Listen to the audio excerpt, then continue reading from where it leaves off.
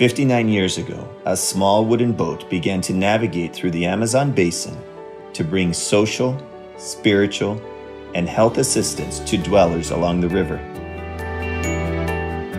This boat is called Light in the Amazon.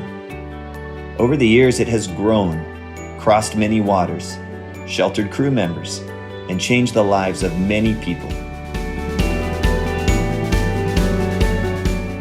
In just the past 2 years, Light in the Amazon has served 44,000 people, most recently benefiting 38 riverside communities during the 2020 Christmas season.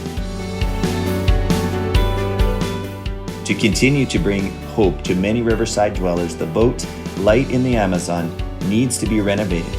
We want it to continue safe and continue to reach many communities.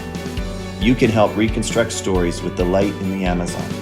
Visit the Bible Society of Brazil website and learn how to help renovate the new vessel, Light in the Amazon.